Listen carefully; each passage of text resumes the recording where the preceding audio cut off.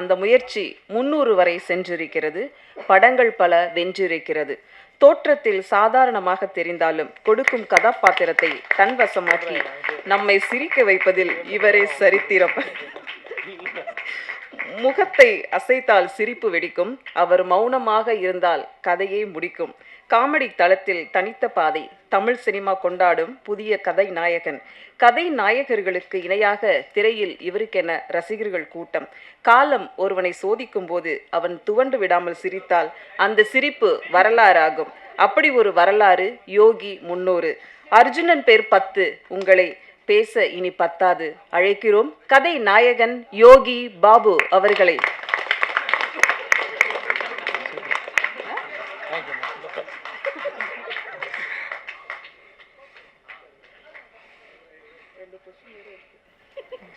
டேய், நீ எதுக்குறாங்க வந்த முன்னாடி பலா? எல்லாருக்கும் வணக்கம். இந்த படத்தில் வாய்ப்பு கொடுத்த producer Thangapandian sir, Keerthika madam, Rajmohan, உங்களுக்கு ரொம்ப நன்றி. 300 எப்படா கண்டுபிடிச்சு? இது நமக்கு பத்தாது. நடிகராக இருந்துட்டா நமக்கு நம்மளே ஒரு நம்பர் போட்டு நம்மளே இது பெருமைப்படுத்துறத விட காலம் கடைசி காலகட்டத்தில் சொல்லணும். நாகேஷ் சார், மனோரமா, நான் நகைச்சுவை நடிக்கிறேன்னு சொல்கிறேன், எல்லோரும் சேர்த்து தான் சொல்கிறேன். அந்த இடம் அந்த லெவலில் நம்ம போகணுன்னு ஆசைப்பட்றேன். அவ்வளோதான். எனக்கு இது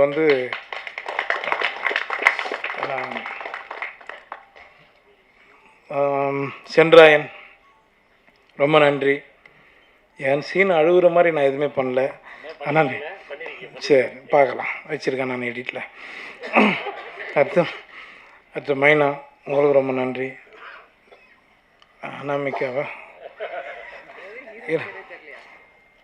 ராஜ்மோகன், நம்ம 2016 நயன்தாரா கூட நடிச்சிட்டோம். சரியா? எந்த ஹீரோனி நடிக்கலாம், நம்மளை அதை பற்றி கவலை இல்லை. கதை தானே நமக்கு முக்கியம். சரிங்களா? ரொம்ப நன்றி நீங்கள் என் கூட நடித்ததுக்கு. இமான் சார் பற்றி சொல்லணுன்னா, அவர் பயங்கரமாக என்ன பாராட்டினார். நான் உண்மையிலே சொல்கிறேன், அவர் எனக்கு ரொம்ப பிடிச்ச ஒரு மியூசிக் டைரக்டர். ஏன்னா நாங்கள் பிரபு சலமன் சார் படம் பண்ணிகிட்ருக்கோம். அப்போது மேம்போ படத்தில் அதிகமாக பிரபு சலமன் சார் நானும் அவரும் உங்களை பற்றி தான் சார் நிறைய பேசிகிட்ருப்போம்.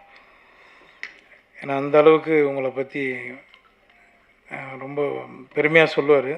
நானும் உங்க கூட பேசிகிட்ருக்கேன், பழகிட்டுருக்கேன். கண்டினியூவாக எல்லா படங்கள்லையும், என்னோடய லீடு படங்கள்லையும் நான் உங்ககிட்ட கொடுக்கணுன்னு ஆசைப்பட்றேன் சார். கண்டிப்பாக நீங்கள் பண்ணி கொடுங்க சார். ஏன்னா நான் இந்த படத்துக்கு ரிக்வெஸ்ட் பண்ணேன், அவர்கிட்ட ஒரு சின்ன விஷயத்த ஹெல்ப் பண்ணார். ரொம்ப நன்றி சார். இப்போ காளி, ஏன் போஸ்டர் மாதிரியே வச்சுனுங்கிற மூஞ்சி தூக்கம் வந்துச்சா? காளி வெங்கட் எனக்கு ஒரு நல்ல நண்பர். சொன்னவனே வந்துட்டாப்புல, பண்ணி பாபு பண்ணிடலாம் பாபு அப்படின்னாரு. அதுக்கப்புறமா அவர் படத்துலேயும் இப்போ ஒரு நண்பர் கேட்டிருக்காரு, நீங்கள் ஹீரோ பண்ணுற படத்தை. கண்டிப்பாக நான் வரும் காளி, 2 சீனாக இருந்தாலும் பண்ணி கொடுத்துட்றேன். நெத்திலன், இன்னும் எதிர்பார்த்துட்ருக்கோம். ரொம்ப நன்றி இங்கே வந்ததுக்கு, எங்கள் ஆடியோ ஃபங்க்ஷன் வந்ததுக்கு. லிரிக்ஸ் ரைட்ரு அப்புறம் நேதா சார் ரொம்ப நன்றி. Madhan sir, Ramesh sir, Soundarya madam, என்னோடய நண்பன் பொம்மநாயகி டைரக்டர் சார் ரொம்ப நன்றி. கேமராமேன் பிரதீப், எல்லோரும் ரொம்ப நன்றி. நான் இன்னைக்கு கொஞ்சம் இதெல்லாம் எல்லா மேடையில் கொஞ்சம் தான் பேசிட்டு இறங்கிடுவேன். சரி, கொஞ்சம் அப்படி பேசுகிறேன், கொஞ்சம் டயர்டாக இருப்பீங்க எல்லோரும். ராஜ்மோகன் எனக்கு ராஜபாட்டிலேருந்து எனக்கு நல்லா பழக்கம். கிளப்போடு அடிச்சுருந்தான். அதுக்கு முன்னாடி நான் அவர் அண்ணன் சுப்பிரமணிய சிவானன் சொன்ன மாதிரி ஒரு ஆற்காடு பக்கத்தில் ஒரு கிராமம். அந்த கிராமத்தில் எங்கள் தாத்தாவோட பூர்வீகம். நாங்கள் பிறந்ததெல்லாம் எல்லாமே சென்னை வாசி தான். நாங்கள் எல்லாமே வெளியூர்லேருந்து வந்துட்டால் மட்டும் இங்கே வாய்ப்பு ரொம்ப கஷ்டம் கிடையாது. சென்னையில் பிறந்தவங்களுக்கு ரொம்ப கஷ்டம். நான் இந்த 24 வருஷம் அனுபவப்பட்டிருக்கேன்.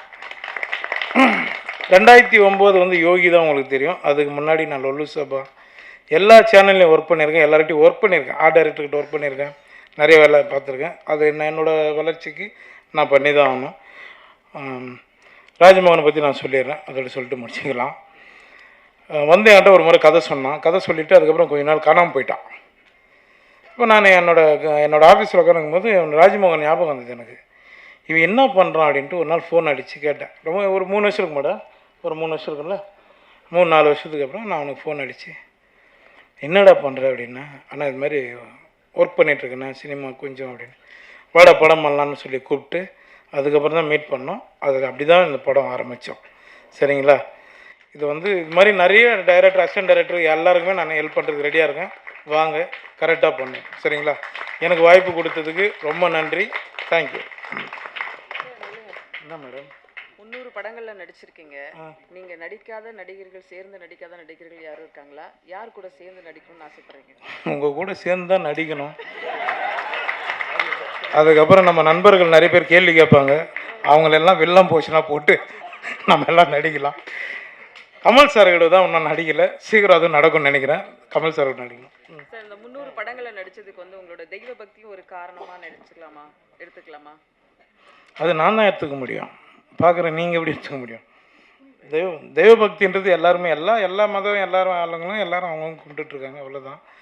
நான் முருகனை வேண்டுறேன், எனக்கு பெரிய நம்பிக்கை இருக்குது, அதனால் கடவுள் என்னை காப்பாற்றுறான், அவ்வளோதான். 300ன்றது ஒரு வேளை அதிகமாக சொல்லலாம், 3000 கூட ஆகலாம். ஹீரோயின் பற்றி 2 வார்த்தை சொல்லுங்களேன். ஹீரோனி தான் சிவிட்டு ரிவிட்டுன்ட்டு போயிட்டாங்க. ஹீரோனிக்கு எனக்கு என்னங்க இருக்குது? நான் என்னங்கன்னா நான் எந்த ஃப்ரேமில் நின்னாலும், இப்போ நான் என் தம்பி ஷான் சொன்ன மாதிரி தான், எந்த ஃப்ரேமில் நின்னாலுமே எனக்கு காமெடினா தான் முதல்ல நான் அந்த முகத்தை காட்டிடுவேன். ஏன்னா அந்த காமெடி தான் எனக்கு சோறு போட்டுருக்குது இன்றைக்கும். அதனால் லீடு கதைக்கு நீங்கள் யூஸ் பண்ணீங்க, காமெடினாவும் என் வாழ்க்கையை நான் ஓட்டுறேன், அவ்வளோதான். வேறு என்ன மேடம், பெல் அடி சொல்லட்டுமா? உங்கள் ரசிகர்கள் 300 படங்கள் வரைக்கும் கொண்டு வந்த உங்களோட ரசிகர்களுக்கு நீங்கள் என்ன சொல்லணும்னு நினைக்கிறீங்க? ரொம்ப ரொம்ப நன்றி. இது கம்மி, இன்னும் நிறைய உங்களுக்கு நான் கொடுப்பேன். ரொம்ப சந்தோஷம். நன்றிங்க எல்லாரும்.